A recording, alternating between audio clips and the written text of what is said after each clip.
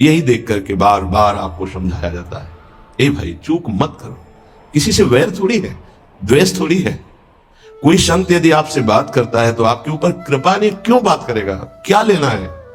आपको लगता है हमारे द्वारा कुछ चलता है, हम कुछ हैं? नहीं नहीं, भ्रम मत करिए, कोई भ्रम मत करिए।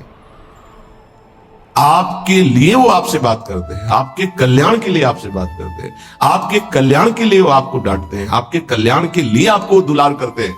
दोनों बातें समझ लीजिए। जो लाडली लाल में चित्त लगाए हुए हैं उनको कहीं किसी सुख की आकांक्षा नहीं। सच्चाई से समझ लीजिए। अगर वो सुख का कहीं खेल खेलते तुम्हें नजर आ रहे हैं, वो तुम्हारे लिए। तुम्हें दुलार कर रहे हैं, निकल चलो। तुम्हें डांट रहे हैं, निकल चलो।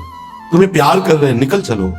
तुम्हारे मन को अपने प्यार में फांस करके श्री जी के चरणों में समर्पित कर देना, यही काम है। ये सब संतों का यही कार्य, तुम्हारे संसार के प्यार में फैले हुए मन को समेट कर अपनी वाणी, अपने प्यार के बल से उसे प्रियालाल के चरणों में समर्पित कर देना। पर आपके अंदर ये चाह हो जाएगी, तभी आप उस प्यार को समेटने में सहयोग दे पाएंगे। मुझे अब इस ब्रह्मा के रचे हुए माया से मुक्त होना है। पर आप तो इन खिलौनों में राजी हैं, और जब इन खिलौनों से मन को हटाने की बात कही जाती है तो आपको बुरा लगता है। आपसे जिसे कहा जाता है कि अब आप ऐसे रहिए, मनो चिन्हारो ना है, आपको लगता है कि हमारे संबंधों में ये प्रहार कर रहे हैं। तुम्हारे संबंध जितने हैं, इनका प्रहार पहले हो चुका है काल के द्वारा। तुम इनको नहीं रोक पाओगे। काल पहले ही काट चुका है सारे संबंध। बस तुम संबंध का राग लेकर के यहां से जाओगे, दुर्गति हो जाएगी। और संबंध को प्रियालाल के चरणों में समर्पित करके जाओगे तो सदगति हो जाएगी, अनुराग हो जाएगा। जो आसक्ति संसार के संबंधों में है, वही आसक्ति जब संत महापुरुषों से हो जाती तो मोक्ष का खुला हुआ द्वार, ये भगवान कपिल देव जी कहते हैं। आप अपना अधिकार अपने में मत रखिए, गुरुजनों को दे दीजिए। अब हमारे जीवन की बागडोर आपके हाथ में है, आप जिस दिशा में चाहें ले चलें। हमारा केवल आपकी आज्ञा पालन करना कर्तव्य। तो कह रहे कदापि चिन्मयादुपरि चेत स्पृहारोहणे।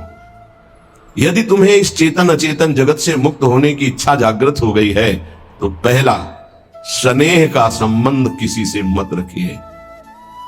स्नेह का संबंध केवल प्रियालाल से रखिए। वही स्नेह जो माता में, जो पिता में, जो भाई में, जो बंधु में, पत्नी में, पुत्र में, वही स्नेह प्रियालाल को चाहिए। आप और सब कुछ दो, भगवत प्राप्ति नहीं होगी। ये स्नेह दे दो तो भगवत प्राप्ति पक्की हो जाएगी। सबसे स्नेह करो श्यामा श्याम के संबंध से। हमारा स्नेह का संबंध श्यामा श्याम से, श्यामा श्याम के संबंध से स्नेह, कोई फर्क नहीं पड़ेगा। पर आपको अभी ये कला नहीं आती है। आप जब तक एक बार समस्त संबंधों के स्नेह को बटोर कर प्रियालाल के चरणों में समर्पित नहीं कर देते, तब तक आपको लगेगा, वाणी से बोलोगे कि सब भगवत भाव से, लेकिन पूरा राग यही है, ये हमारे अमुक है, हमारे अमुक है। इसलिए इस रहस्य को समझो, पहले हटो। फिर जब वो राग अनुराग में बदल जाता है तो फिर पूरे विश्व से प्यार करो, कोई फर्क नहीं पड़ेगा। सब जीवन सुख प्रीति रीति निवाहत आपनी। क्योंकि रीति जानता है, हमारी रीति श्यामा श्याम के संबंध से ही सबको मानना। एकांत की रति विधान करो, शब्दों को समझिए। एकांत की रति विधान करो, अर्थात हमारे हृदय देश में केवल इष्ट और गुरुदेव के सिवा किसी से प्रीति नहीं। और बहुत इस बात से हम कमजोर हैं। कहीं ना कहीं हम अपनी प्रीति, हमारा दोस्त है, हमारा मित्र है, हमारा रिश्ता है, हमारा संबंध है, तो श्री जी करुणा करके आपको लाई अपने संबंध पुष्ट करने के लिए। फिर भी आप अज्ञानवश उन्हीं संबंधों को पुष्ट करते हैं जिससे आपकी दुर्गति हो जाए। जो आपके, अरे एक हिरण के बच्चा के संबंध ने एक जन्म नष्ट कर दिया, फिर और किसकी बात करें। इसलिए एकांत की रति विधान करो। एकांत की आपकी रति हो चुकी है, इसका परिचय। आपके सामने भारी विपत्ति आई, मन केवल श्री जी में। भारी संपत्ति सुख संपदा केवल श्री जी में मन। यह एकांत की रति। अब उसको कोई विचलित नहीं कर सकता। जहां विषयी जन रहते हैं, विषयी जन संभाषण करते हैं, उस स्थान में, उस भीड़ में, उन लोगों के बीच में अरुचि हो जाना। रतिम मदन मोहने विदधताम तदेकांतिकीम। एकांत की भक्ति, विरति, जन समुदाय, प्रपंच भाषण करने वाले, इनसे संबंध नहीं। ना संतु जनतापने प्रतिवसंतु वृंदावने। जनता अर्थात केवल विषय प्रपंच की वार्ता करने वाले। तापने, हृदय में ताप पैदा हो उनके संग नहीं, मुझे संग नहीं। कोई भी हो, प्रिया प्रीतम से तुम्हें मतलब नहीं, उनकी चर्चा से मतलब नहीं, उनके संबंध से मतलब नहीं, तो हमारा आपसे क्या संबंध? देखो, जगत के संबंध प्रियता दिखा करके भोग सामग्री दे सकते हैं, धन दे सकते हैं, व्यवस्था दे सकते हैं, पर प्रियालाल की प्रीति नहीं। पूज्य श्री रघुनाथ दास गोस्वामी जी जब अपने गृह का त्याग करके महाप्रभु चैतन्य देव की शरण में गए, तो 2-3 दिन जो महाप्रभु को भिक्षा आती थी उसी से महाप्रभु दे देते। उनको लगा कि नहीं, जीवन जब महाप्रभु को समर्पित है तो हमको जीने का ढंग सीखना चाहिए, कैसे हम विरक्त होकर के जिए। इतने में घर से भेजे हुए बहुत से सेवक, रुपया, सामग्री, रसोईया सब आ गया, क्योंकि बहुत बड़े धनी थे उनके पिताजी और पिता के भाई दोनों के बीच में एक लाड़िले पुत्र थे पूज्य श्री रघुनाथ दास गोस्वामी, जिनकी समाधि राधा कुंड में विराजमान। अब सुंदर सुंदर पकवान, भोग सामग्री घर के भेजे हुए रसोइये सब बनाते, प्रभु को भोग लगता, महाप्रभु चैतन्य देव को भी। फिर विचार किया, क्या ये माता पिता के द्वारा दी हुई सुविधा वैराग्य में कलंक नहीं है? मेरा जीवन प्रभु के लिए, क्या मैं प्रभु आश्रित नहीं जी सकता? जब विरक्त हो गया तो माता पिता के द्वारा दी हुई भोग सामग्री से जीना निषेध है। प्रवृत्ति और निवृत्ति 2 मार्ग हैं। प्रवृत्ति मार्ग में स्वयं अधिकार हो जाता है पुत्र और पुत्री का माता पिता की संपत्ति पर, निवृत्ति मार्ग में नहीं, स्वीकृत नहीं है। निवृत्ति मार्ग में स्वीकृत नहीं। जिसने इस स्वीकृति को स्वीकार किया वो कच्चा ही बना रहता है पूरे जीवन, पक्का वो कच्चा बना रहता है। ये दृढ़ बात समझ लीजिए। आज तक इतिहास है विरक्तों का। निवृत्ति मार्ग पर अगर वैराग्य ले लिया तो माता पिता के द्वारा उसका भरण पोषण कभी नहीं हुआ। आप पढ़ करके देख लीजिए, चाहे कोई भी हो, किसी भी मार्ग का हो। जब रत्नावती जी ने, उनके लिए चिट्ठी आई, पुत्र ने भेजा कि पिता ने सभा में मुंडी का पुत्र कह के कहा, मतलब सन्यासिनी का पुत्र कह के, माता हमारी इस नाम की रक्षा करना। ये हुई चिट्ठी पढ़ी तो महल छोड़ दिया उसी समय, और नाई को बुलाया, अपने जो राजरानी के बाल थे उतरवा दिया, और संत सभा में बैठ गए। आज से कहा राज अन्न का त्याग। अब ग्राम नगर के द्वारा दी हुई भिक्षा के द्वारा भरण पोषण होगा, इस राजा के द्वारा दी हुई नहीं। और पति थे माधव सिंह। जब ये बात सुनी तो उनको भयंकर क्रोध हुआ। मेरे सामने मेरी पत्नी, मेरा इस तरह का अपमान, मारने का प्रयास किया, निष्फल रहे। अंततो गत्वा, चरणों में हाथ रख के माथा रखा है, पढ़ के चरित्र देख लेना। नहीं इनके महल में रहूंगी, नहीं इनका भोजन पाऊंगी। विरक्त होकर के माता पिता के द्वारा भरण पोषण होना एक बार एक भिक्षा के लिए तो अनुमति है। अगर विरक्त हो गया है, एक भिक्षा अगर माता पिता करा दे तो वो स्वीकृत है, इसके अलावा नहीं। आप चरित्रों को पढ़ के दें। सिद्धांत से नहीं चलोगे तो 4 दिन बाद फिर उसी में आ जाओगे। जब हम विरक्त हो गए, पूरे विश्व का भरण पोषण प्रभु करते, तो मेरा नहीं करेंगे क्या? आज अगर कोई जुड़ा है तो वैराग्य और भगवत प्राप्ति के लिए जुड़ा है। हमारा संबंध संसारिक नहीं, भागवतिक। जिस मार्ग में हम हैं उस मार्ग में।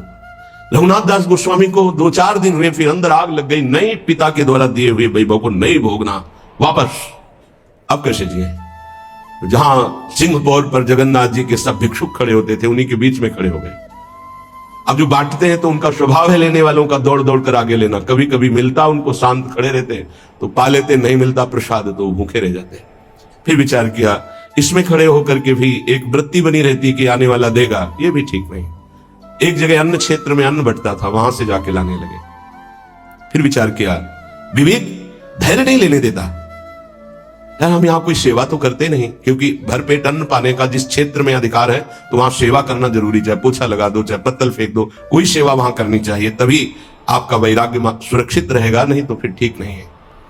वहां अन्न क्षेत्र में भी छोड़ दिया भोजन लेना। आप कैसे जिए? तो रात्रि में जो महाप्रसाद गाय को डाल दिया जाता था, गाय भी छक के जब नहीं पाती थी तो वो रात्रि के 10-11 बजे निकलते और वो महाप्रसाद जो पड़ा रहता उसको उठा के लाते, जल से धोते, सड़े सड़े निकाल के चावल, फिर उसे पाते। महाप्रभु ने पूछा, गोविंद, गोविंद दास सेवा में रहते, गोविंद ये रघु अब क्या पाता है? बोले प्रभु बहुत वैराग्य से रह रहे। बताया तो उनका, अच्छा ऐसा अमृत अकेले अकेले पाता है, हमको कभी निमंत्रण नहीं दिया, अब हम चुपके से छीन के पाएंगे। महाप्रभु चले रात्रि के, जब वो कटोरे पे इतने से चावल सही निकाल कर पारने में लगे थे, पीछे से महाप्रभु गए, ऐसे लिया। अरे प्रभु आपने, उनका इतना स्वादिष्ट अमृत पाता है और मेरे को कभी निमंत्रण नहीं दिया। निहाल उनके लिए आया, सोवत हु रसना रटे राधा कृष्ण सुनाम। वो जब सोते थे तो उनकी जबान से राधा कृष्ण राधा कृष्ण राधा कृष्ण। ये इस मार्ग के पथिक। निवृत्ति मार्ग और प्रवृत्ति मार्ग में अंतर है, आप लोग इस बात को समझें। निवृत्ति मार्ग श्री जी के भरोसे का है, आप विश्वास कीजिए। जब इष्ट के भरोसे में है तो जिनकी पलक झपकते अनंत ब्रह्मांड रचना हो जाती है, उनके लिए कोई ये बड़ी बात हो गई क्या? ये कोई बड़ी बात है उनके लिए? हम उनका भरोसा त्याग करके निवृत्ति मार्ग के होकर के और परिवार के द्वारा भरण पोषण हमारा हो, भाई ये तो नहीं समझ में आता। भरोसो दृढ़ इन चरणन के। निवृत्ति मार्ग तो निवृत्ति मार्ग, प्रवृत्ति मार्ग तो प्रवृत्ति मार्ग। प्रवृत्ति निवृत्ति, निवृत्ति में प्रवृत्ति, बहुत समझ कर चलना पड़ेगा। जो मार्ग भगवान ने बनाया उसके अनुसार। तो कह रहे न संतु जनता, तुम्हारा व्यवहार जनता से नहीं होना चाहिए। व्यवहार शून्य व्यवहार है, ध्यान रखना। दसों हजार लोगों के दर्शन होते हैं, एक का भी परिचय नहीं है। हजारों लोगों से संभाषण है, एक भी हमारा मित्र नहीं है। ये हमारा है, तुम लोग इसके साक्षी हो। ये हमारा बंदा है, एक भी नहीं। साफ श्री जी के हो, श्री जी से संबंध है। मैं सिर्फ एक नौकर हूं, श्री जी की बात आपको बता देता हूं, आपकी बात श्री जी को बता देता हूं। हमारे श्री जी इसके सिवा कोई नहीं। एकांत की रति, जनता से संबंध रहित, श्री जी के संबंध से सब जीवन सो प्रीति। श्री वृंदावन में वह चिदानंद रस को प्राप्त होता है। यह है रहनी। वृंदावन यह विधि बसे तज के सब अभिमान, तृणते नीचो आपको जाने सोई जान। ये समझ जाओ किस बात का आश्रय लिए हो। जिनको ब्रह्मांड रचने में सेकंड नहीं लगा है, वो हमारी प्रियाजों के अधीन है। हमको कुछ अपनी व्यवस्था के विषय में सोचना, मानो शरणागति के विषय में आपको अविश्वास, कलंक है ये बात। हे, बिल्कुल भरोसे पे हो जाओ, फिर सामने देखो क्या होता है। बिल्कुल भरोसे पे हो जाओ। गुरुजनों ने कभी भी अन्य आश्रय नहीं होने दिया, कभी भी। अन्य जगह जगह बचाते। वो जानते हैं कि अन्य आश्रय, धन का आश्रय, वस्तु का आश्रय, व्यक्ति का आश्रय, ये तुमसे सच्ची बताते हैं। गुरुजनों की कुछ बातें बाद में समझ में आती, पहले समझ में नहीं आती। केवल श्री जी का भरोसा रखो, जिसने आज दिया है वही कल देगा। जब गुरु जी को कोई कहता कि कभी काम में आ जाएगी ये वस्तु, रख लो, तो बोले इसी को मिटाने के लिए बाबा दी हुए हैं। जब कभी काम में आनी होगी तो तुरंत श्री जी भेजेंगे, हम इसको पहले से क्यों रखें? ये हमें चाहिए कि केवल श्री जी का आश्रय लेकर वृंदावन वास हो। देखना कितना आनंदित रहोगे। फिर रोना आता है, तुम्हारे आंसू फिर निकलेंगे। जब आप एकांत में होंगे, आपका कोई नहीं होगा और आपकी परिस्थिति विपरीत होगी, तब जो शरणागति होती है वही भगवत प्राप्ति कराती है। जब तक विपरीत परिस्थिति नहीं आएगी तब तक शरणागति परिपक्व नहीं होगी। बात लिख लीजिए, चाहे वो द्रौपदी जी हो, चाहे गजराज गजेंद्र जी हो, चाहे कोई भी हो, जब ऐसी विपरीत परिस्थिति आए कि कोई भी सहयोगी नहीं रह गया, तब शुद्ध शरणागति और भगवत साक्षात्कार। उस दिन के लिए तैयार रहो और मांगो कि हमारी आसक्ति का नाश करने के लिए परिस्थिति ऐसी दे दो प्रभु कि सिर्फ आप पर दृष्टि हो, सिर्फ आप पर, ना कोई हमारा, नाम किसी के, सिर्फ आप। मेरे तो गिरधर गोपाल, दूसरों न कोई। बात समझो, सत्संग की बात को समझो, परमार्थ की बात को समझो। तो जब कोई हमारे जीवन में प्रश्न आता तो जो नील चादर ओढ़े हुए विराजमान, उनकी चादर की तरफ देखते, आकाश की तरफ। बाहर निकलकर आकाश की तरफ देखते, तत्काल उत्तर मिला है हमको, तत्काल भाग, यहां से भाग। झोला टांगा, रात्रि में भागे, जब भागे तब रात्रि में भागे। भागो भागो भागो, भागते भागते अब पायो परम विश्राम। अब वृंदावन, श्री वृंदावन विश्राम, सब शोहित निष्काम मत, श्री वृंदावन विश्राम। हे, भागते रहो, संबंधों से भागते रहो, आश्रयों से भागते रहो। एक आश्रय केवल हरि गुरु का, बस एक विश्राम स्थल। जैसे आप रखो, जैसे आप रखो, हम उसी में राजी हैं। समस्त प्राणियों को वृंदावन के नमस्कार बुद्धि से देखो। देखो यहां की रहनी, वृंदावन विधि बसे तज के सब अभिमान, तृणते नीचो आपको जाने सोई जान। तृण से नीच अपने को जो जानता है सबको नमस्कार करेगा। और सच्चाई में देखो तो ऐसा ही है, कुछ नहीं है। कोरा अहंकार केवल है। क्या है हमारे अंदर? कुछ नहीं। अगर गुरु कृपा ना हो, प्रियालाल की कृपा ना हो तो कुछ नहीं। हाथ उठा के कहते हैं, कोई बल नहीं है। बल है तो वो है, नहीं तो वो नहीं, तो कुछ बल नहीं। क्या बल है? आप देखो, अंदर से देख लो बैठ के, तुम्हारे अंदर क्या बल है। फिसल कर गड्ढे में गिरने का तो बल है, लेकिन गड्ढे से निकलने का बल तो नहीं है। फिसलने में क्या बल, फिसल कर गिरने का तो है, लेकिन गिर के संभलने का बल ये केवल गुरु का बल है, ये केवल इष्ट का बल है। इसलिए श्री धाम वृंदावन का आश्रय और वास स्वीकार करो, सबसे छोटा अपने को समझो, समस्त प्राणियों को नमस्कार करो। क्यों? क्योंकि कहीं कोई वृंदावन में किसी का अपराध न बन जाए। नमंतु ननु जंतु कानिह नमंतु रस्तु क्वचित, कहीं ऐसा ना हो जाए यहां किसी भी जंतु का, किसी भी जीव का, किसी भी शरीरधारी का अपराध न बन जाए। अगर वृंदावन में कोई अपराध ना बनने पावे और सबको हम नमस्कार करके रहें और श्री जी का केवल भरोसा रहे, तो आप चमत्कार देख लेंगे, अध्यात्म आपके अंदर प्रकाशित हो जाएगा। जैसे जैसे अध्यात्म प्रकाशित होता है वैसे वैसे शांत होता चला जाता है, मन शांत होता चला जाता है, कोई वासना हृदय में नहीं आती। पूज्यपाद श्री उड़िया बाबा जी महाराज से प्रश्न किया, पीछे वर्णन किया गया था कि बड़े बड़े महापुरुषों की ये लोग निंदा क्यों करने लगते हैं, क्यों द्वेष करने लगते हैं? वो तो किसी से द्वेष नहीं करते। जितने महापुरुष हुए उनकी निंदा हुई है, वर्तमान में जितने हैं तो आप देख लो सैकड़ों अगर नमस्कार करने वाले तो कुछ निंदक आपको मिलेंगे। ऐसा क्यों होता है? क्योंकि संत तो किसी से द्वेष नहीं करते, द्रोह तो उनके हृदय में होता नहीं। अद्वेष्टा सर्वभूतानाम, फिर ये क्यों होता है, निंदा क्यों करते हैं? तो कहते भगवान की दो शक्तियां, एक है माया और एक है प्रेम भक्ति। जो प्रेम भक्ति से विमुख, उनके हृदय में माया शक्ति का प्रभाव रहता है। यद्यपि उनका द्वेष भी इसी से होता है, उनकी महानता देख करके वो वहां चल तो सकते नहीं, तो उनका द्वेष बन जाता है। महानता देख करके उसमें चल नहीं पाएंगे। जैसे कहावत में आता है कि एक अंगूर को बहुत कोशिश की पाने की, जब नहीं मिले तो खट्टे हैं, प्रयास किया लेकिन नहीं मिला। तो उनका प्रयास माया जनित है, तो प्रेम या भक्ति या सद्गुण या भगवद आश्रय नहीं धारण कर पाते, तो उनको द्रोह हो जाता है संतों से। अब नरसिंह मेहता जी का चरित्र देखिए, बड़े बड़े भक्तों का, उन्हीं के गांव के लोग, उन्हीं के घर के परिवार के जनों ने ही द्रोह पैदा कर दिया। द्वेष, निंदा, मारने की चेष्टा, अपमान, ऐसे। अच्छा सोचो, उड़िया बाबा जैसे महापुरुष से क्या कभी ऐसा हो सकता है कि उनके मारने के लिए आदमी लगा दे? विचार करके देखो। पैसा देकर भेजा गया था कि सत्संग में जाके नाक काट लो। वो आदमी चुपचाप चाकू लेकर के आया और प्रणाम के बहाने तो संतों के सामने कौन रोकता, तत्काल चाकू निकाली और जे भी मारा तो हाथ पकड़ते पकड़ते चावल भर नाक में चल, मतलब थोड़ा सा ऐसे खून निकलने लगा। ऐसे बाबा ने रोका, पकड़ा और गुफा में ले गए। आज भी गुफा नीचे जो बनी हुई, बैठे और गर्म दूध चीनी डाल के मंगवाया, पिलाया और कहा धैर्य धारण करो, बिल्कुल डरो मत, तुम्हें कोई नहीं मारेगा, तुमने ऐसा क्यों किया? तो रो पड़ा संत कृपा देख के और कहा बाबा मुझे इतने 1000 रुपए देने की बात कही गई थी कि बाबा मैं गरीब आदमी हूं, पैसे के लोभ से बुद्धि मारी गई। उन्होंने कहा बस तुम ऐसे नाक में चाकू मार देना। ऐसा बाबा ने कहा कोई बात नहीं। कहां से आए हो? बोले हाथरस के हैं।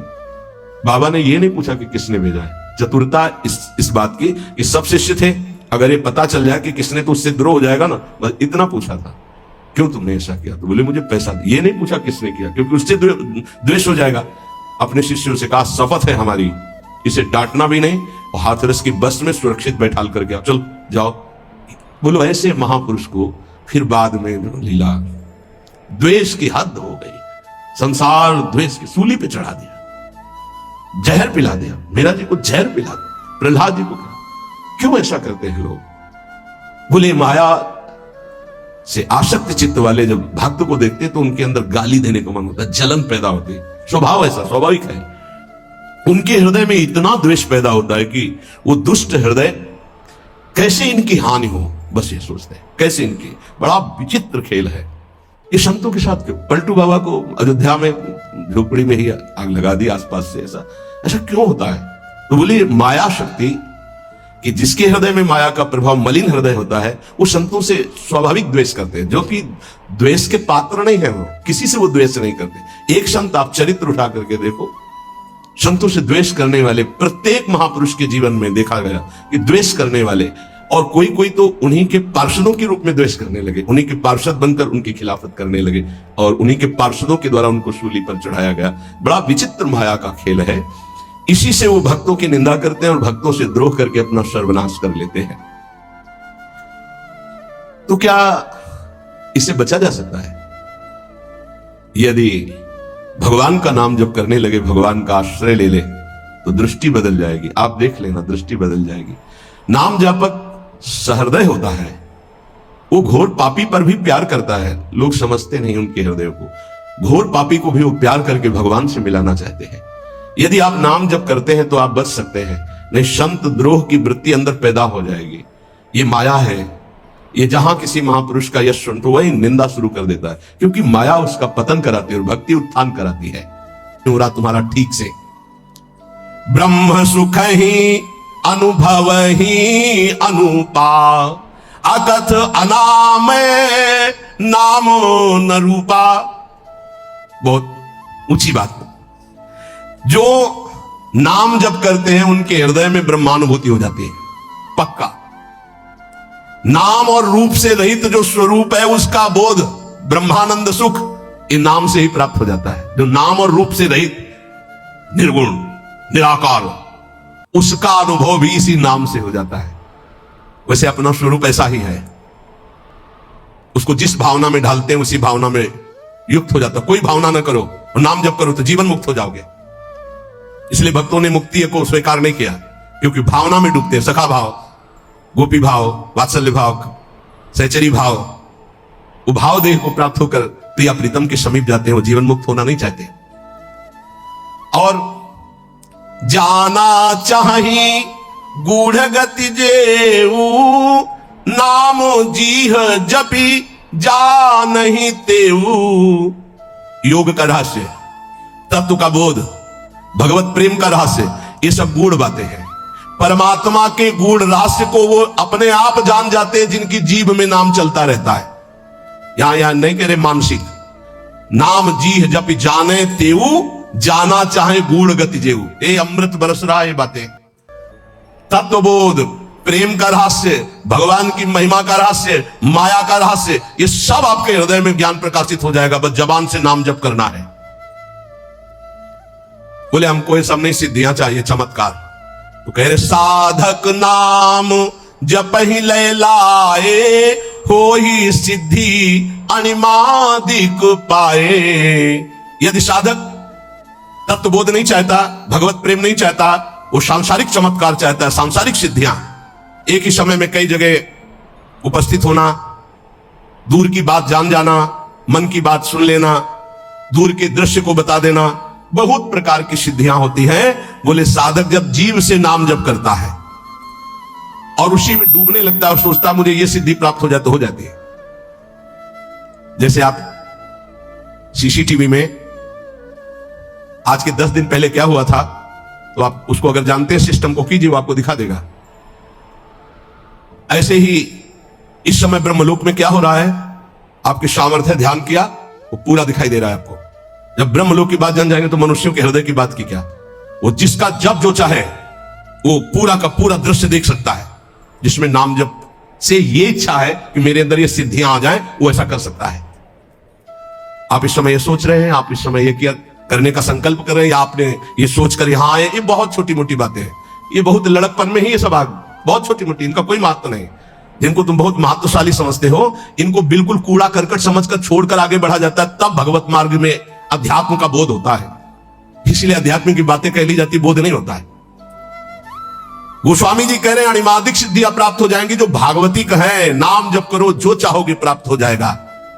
जप ही नाम जन आरत भारी, मिटहि कुसंकट हो ही सुखारी। कोई आर्त भाव से अगर भगवान को पुकारे तो भारी से भारी संकट का निवारण हो जाता है। भारी से भारी संकटों में जीवन में देखा है, बस आर्त भाव से पुकारो और काम हो गया। हरि नहीं बोल पाए थे गजराज, न जाने कितने समय से युद्ध कर रहे थे, पूरा हरि नहीं निकल पाया तो हरि आ गए और बचा लिया। जपहि नाम जन आरत भारी, मिटहि कुसंकट होय सुखारी। हजारों बार हमने देखा है कि भगवान हजारों बार अपने जन की रक्षा करते। केवल भगवान, वहां केवल भगवान, दूसरा नहीं। ये हम ये नहीं कहते कि हमारे ही, जो भगवान का आश्रय लेता है, भगवान का नाम। द्रौपदी जी को विलंब इसलिए लगा कि उन्होंने अन्य आश्रय लिया, लेकिन जो ही भगवान को पुकारा तो यही वस्त्रावतार हो गया। विश्वास मान लीजिए, मेरे प्रभु बहुत करुणा में है। जपहि नाम जन आरत भारी। हमको रेलगाड़ी में बैठा दिया गया था और सच्ची कहते हैं हमने देखा भी नहीं था कि कहां की टिकट है, क्या महुआ से वाराणसी, विचरण करते थे। विचरण करते हुए एक किरतुआ ताल वहां है, प्रसिद्ध पावन तीर्थ कहा जाता है। तो पद यात्रा में भ्रमण करते बस ऐसा था एकांतिक, तो कभी कभी नदियों का किनारा छोड़ देते थे, गंगा यमुना किनारा, कोई पावन तीर्थ है, कोई वो वीरों की भूमि कही गई है, किरतुआ ताल है, तो वहां स्नान आदि दर्शन आदि के लिए से वहां से एक भगत ने और बढ़िया वाले डिब्बे में बैठा दिया और इतनी बड़ी टिकट दे दी। अब हमको तो है कि टिकट है जेब में, पूरा फोर्स अवश्य है टिकट। साधु महात्माओं को कोई भजन करने वाले जानते हैं, संसारी पुरुष थोड़ी जानते हो, तो भिक्षुक भिखारी समझते हैं। संत करे रंकन जान, भिखारी मानते हैं। हमने टिकट निकाला, टिकट बोले टिकट कहां जाना है हमका? वाराणसी। बोले टिकट तो 3 स्टेशन के जनरल के हो, कब निकल गए? तो खड़े हो। और उनमें से कुछ ऐसे जो गंदे शब्दों का प्रयोग करके ऐसे एक सेकंड नहीं लगा, ऊपर से एक आदमी अंग्रेजी से बात की उनसे, तत्काल वो बड़ी कागज वाली टिकट हमको दी और कहा बैठ जाइए। और उनसे अंग्रेजी से कुछ ऐसा कहा कि वो हमें तो अंग्रेजी पता नहीं, वो शांत हुए। ये क्या था? हम तो देखते रह गए, ना कोई हमारी प्रार्थना किसी से, ना कोई। हो सकता है 2-4 थप्पड़ मारते और नीचे उतार देते, या हो सकता है वो और भी आगे, हमें तो कुछ पता नहीं क्या करते, गाली देते, अपमानित करते या ले जाते, जो भी करते। हमारी क्या बात है। पूज्य पादुड़िया बाबा जी ट्रेन में बैठे हुए थे, टिकट मांगी तो उन्होंने कहा टिकट तो नहीं है, तो सन्यासी एक थप्पड़ मारा, बस वही नीचे उतरे। आजीवन के लिए संकल्प लिया, कभी किसी सवारी में ही नहीं चलूंगा। आजीवन बाबा पैदल चले। आखिरी में अंतिम लीला में हरि बाबा का जो बांध का उत्सव था, अंतिम में आनंदमयी माता और हरि बाबा ने आकर प्रार्थना की। बहुत बीमार शरीर बाबा का था, बस गए। वहां से जब लौट के आए तो वो वाली लीला हो चुकी थी। जीवन में कभी किसी सवारी पर नहीं बैठे। हमने देखा पद पद पर एक एक भगवान की अनुभूतियां, कि कदम कदम पर भगवान ऐसे, बस नाम जप होना चाहिए। जप ही नाम जन आरत भारी, मिटहि कुसंकट हो ही सुखारी। सच्ची आपसे कहते हैं, एक बार प्रभु को समर्पित होकर उनके नाम को जप करो, देखो कैसे क्या हो जाता है। परिवर्तन, परिवर्तन ही परिवर्तन। आपके जीवन का परिवर्तन होता चला जाएगा। आज तक जो भी ऊंचाई पर चला है वो नाम के द्वारा। राम भगत जग चारि प्रकारा, सुकृति उचारियु अनघ उदारा, चहूं चतुर कहूं नाम आधारा, ज्ञानी प्रभु ही विशेष प्यारा। 4 प्रकार के भक्त हैं, अर्थार्थी, जिज्ञासु और ज्ञानी। चारों नाम जप के प्रभाव से अपनी अर्थ की प्राप्ति और संकट की निवृत्ति और भगवान को जानना और जानकर भगवान में स्थित हो जाना ज्ञानी। बोले वैसे तो चारों प्रकार के भक्तों को भगवान के नाम की ही द्वारा स्थिति प्राप्त होती है, पर ज्ञानी को भगवान विशेष प्यार करते हैं। क्यों? ज्ञानी कौन? जाहि न चाहि कबो कछु, ब्रह्मभूता प्रसन्नात्मा न सोचति न कांक्षत। जिसके अंदर कोई कामना नहीं और नाम जप कर रहा है, भगवान को बहुत प्यारा होता है। चाहूं जुग चाहूं श्रुति नाम प्रभाव, कलि विशेष नहीं आन उपाऊ। वैसे चारों युगों में, चारों वेदों में नाम का बहुत प्रभाव गाया गया है। वेदों में उद्गीत से जो प्रणों की महिमा वर्णन की गई है, पूछो मत। प्रणों भी तो भगवान का ही नाम है ना, ओम। ऐसा अद्भुत महिमा ओम की वर्णन की गई है। तो बोले चारों वेदों में, चारों युगों में नाम का प्रभाव छाया है, लेकिन कलयुग में विशेष भगवत प्राप्ति नाम जप से ही होगी। नाम जप समस्त कामनाओं से रहित कर देता है। खूब जपो, देखो।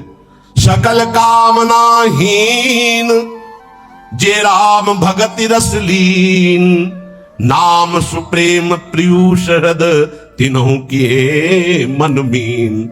नाम जप करते करते समस्त कामनाएं नष्ट हो गई, शांत हो गई, भगवान की प्रेम लक्षणा भक्ति में डूब गए। और वो डूबे हुए भी नाम जप कभी नहीं छोड़ते। या प्रेम में डूब गए तो नाम छूट गया? नहीं। नाम सुप्रेम पीयूष हृद तीनों किए मन मीन। ऐसे महापुरुष नाम रूपी अमृत में अपने मन को मछली बनाए हुए, अर्थात प्रेम में डूबे हुए रात दिन नाम जप करते। नाम जप करते हुए कामनाओं का त्याग करके प्रेम में स्थित होकर भी नाम नहीं छोड़ते। प्रेम रूपी अमृत में अपना मन मछली बनाए हुए निरंतर नाम जप करते रहते हैं। अगुण सगुण द्वयी ब्रह्म स्वरूपा, अकथ अगाध अनाधि अनुपा। भगवान का निर्गुण या सगुण दोनों को जानना बड़ा कठिन है। अकथनीय है, अतः है, अनादि है, क्योंकि भगवान अचिंत शक्ति माया के द्वारा अपने को ढके हुए, चाहे सगुण रूप हो या निर्गुण का ज्ञान हो। जो बड़े सुजान है वो नाम को पकड़ लेते हैं, समझना, निर्गुण सगुण के चक्कर में नहीं। नाम प्रौढ़ी सुजन जनी जान ही जन की, कहो प्रतीति प्रीति रुचि मन की। जो प्रवीण साधु जन है वो नाम को पकड़ लेते हैं, राधा राधा राधा राधा। अब वो सगुण हो चाहे निर्गुण हो, जो भी है वो हमारे सामने आ जाएंगे, वो हमें अनुभव करा जाएंगे, हमें चिंता नहीं करनी। रात दिन नाम जप को पकड़ लो, सब आपके सिद्धियां आ जाएंगी, संकट निवृत्ति हो जाएगी, धन प्राप्त हो जाएगा, भगवान की प्राप्ति हो जाएगी, दसों दिशाएं मंगलमयी हो जाएंगी। निर्गुण अप्रकट है,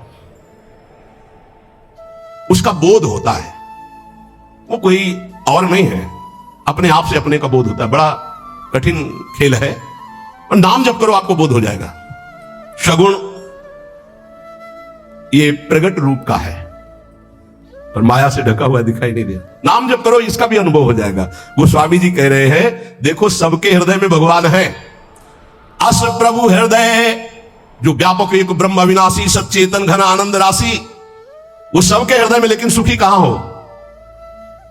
सच्चेतन घन आनंद राशि तुम्हारे हृदय में बैठा हुआ है, तुम्हें आनंद है? नहीं है। अस प्रभु हृदय अछत अभिकारी, सकल जीव जग दीन दुखारी। नाम निरूपण नाम जतन ते, सो प्रगटत जिमी मोल रतन ते। निर्विकार आनंद समुद्र भगवान यहां बैठे हैं। वेद कहता है, शास्त्र शीर्षा पुरुषा सहस्राक्षा सहस्रपात सभूमि गुण सर्वतस्तत्वात् ताष्टदशांगुलम। देखो ऐसे नापो, ये हृदय देश 10 अंगुल, यहां भगवान बैठे। का अनुभव रहे भगवान? काम क्रोध लोभ से छाती जल रही, भगवान है माया में मैं पिस रहा हूं। इसलिए भगवान से भी बढ़कर संत भगवान, गुरुदेव भगवान। मोरे मन प्रभु से विश्वासा, राम ते अधिक राम कर दासा। क्योंकि भगवान की होती हुई हमारी दुर्गति नहीं रुकी, लेकिन जब भगवान के भक्त का सानिध्य मिला तो दुर्गति रुक गई। क्यों? उसने भगवान का नाम दे दिया। कह रहे नाम निरूपण नाम जतन से। जिस समय हमें गुरुदेव मिले और नाम महिमा बताई, नाम जपना शुरू किया, तो वो छुपे नहीं रहे, फिर वो प्रकाशित हो गए। भय प्रकट कृपाला दीन दयाला, हृदय आनंद से भर गया। इसलिए चाहे निर्गुण चाहे सगुण, निर्गुण ते भांति बड़ नाम प्रभाव अपार, कहो नाम बड़ राम ते निज विचार अनुसार।